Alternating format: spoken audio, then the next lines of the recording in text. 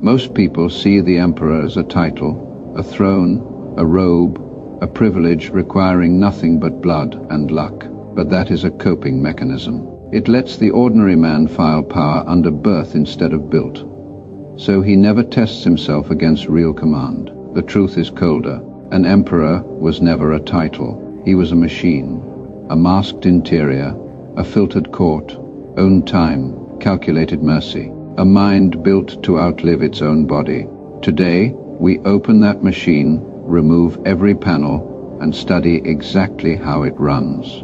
This is the mask of command.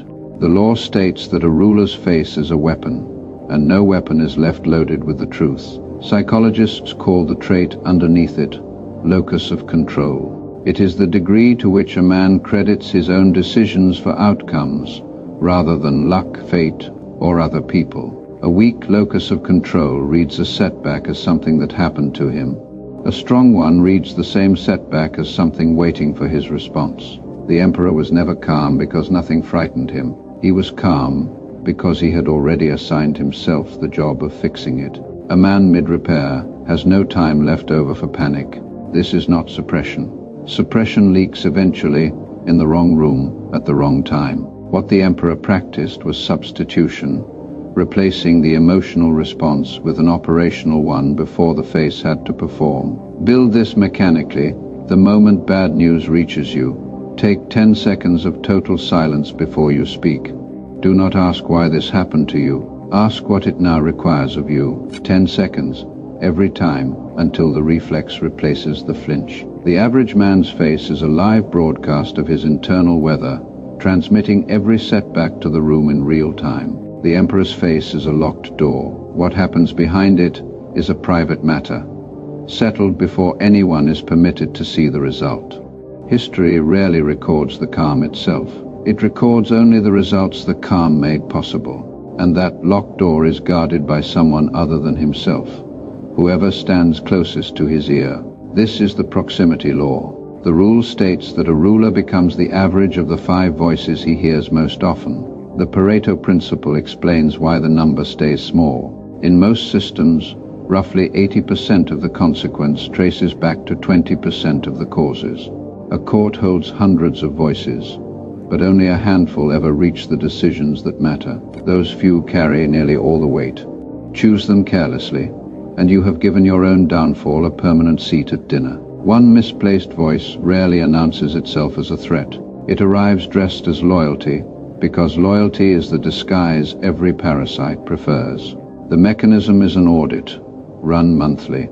List the 5 people whose opinions move your decisions, not the 5 you wish it were. For each name, write what they cost you and what they hand you. Remove whoever costs more than they hand you, without ceremony, without a conversation about feelings. Flatterers survive these audits longer than they should. They are cheap to keep and expensive to remove once trusted. That is exactly why the process must stay procedural, never emotional. The average man collects company the way he collects convenience. Whoever is nearest, whoever is easiest, whoever agrees with him fastest. The sovereign curates his 5, the way a general curates a border, with suspicion, with distance. One bad appointment can undo a decade of discipline. A perfect circle still fails a ruler who is never present to use it. Presence demands something rarer than loyalty, command of his own clock. This is the time dominion. The doctrine states that a ruler does not spend time. He allocates it, the way a treasury allocates gold. The Stoics built an entire discipline around a single reminder. Memento mori. Remember you will die. Not as despair, but as an audit tool. A way to strip false urgency from the calendar and expose what is finite. Applied correctly, mortality functions like a hard deadline on a project with unlimited scope. It forces a prioritization that comfort alone will never produce. A dying man does not answer every message. He answers the 5 that matter and lets the rest expire on their own. The mechanism before the week begins.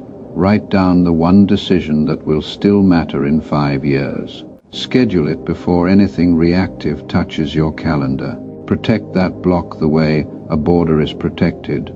No meetings, no messages, No exceptions granted below the rank of emergency. Treat every recurring commitment like a subscription. Renew it only if it still earns its slot.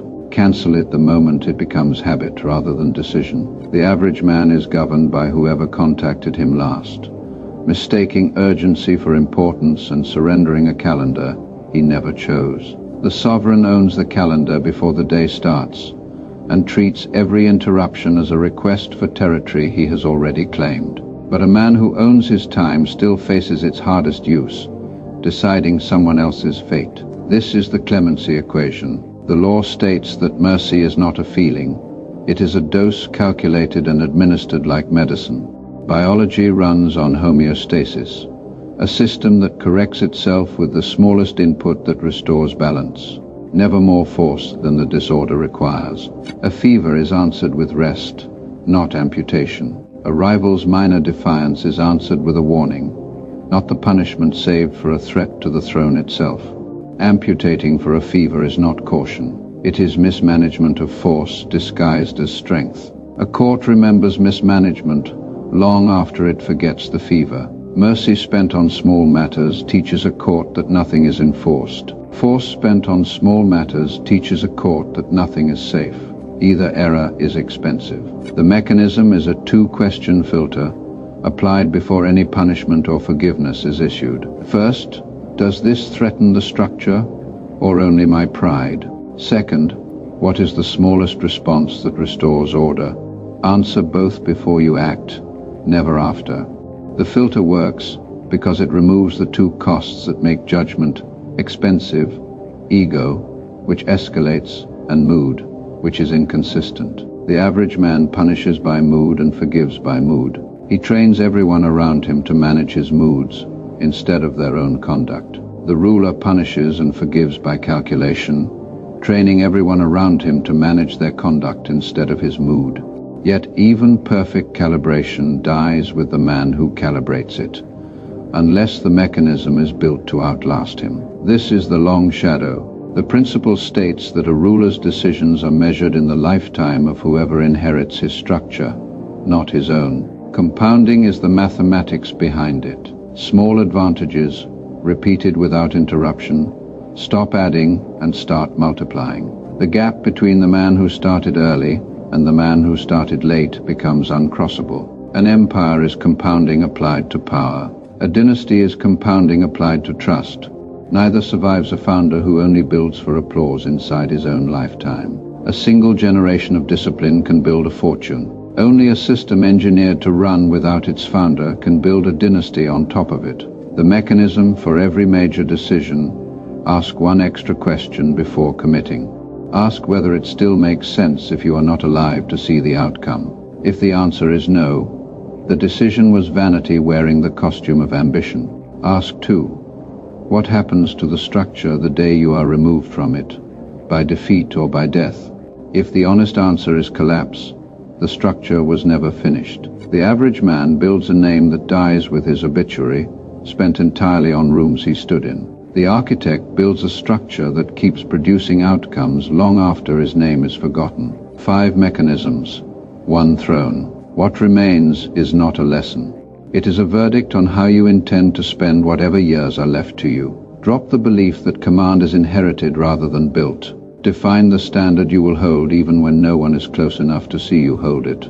Adopt full ownership of your own face, your own circle, your own clock. Build the audit, run it monthly, remove what costs more than it returns. Start the 10-second pause before every piece of bad news reaches your mouth. Refuse to let mercy or punishment be decided by your mood. Calculate both. Every time. The throne was never inherited. It was assembled, mechanism by mechanism, in private, long before anyone was allowed to watch. Become the machine.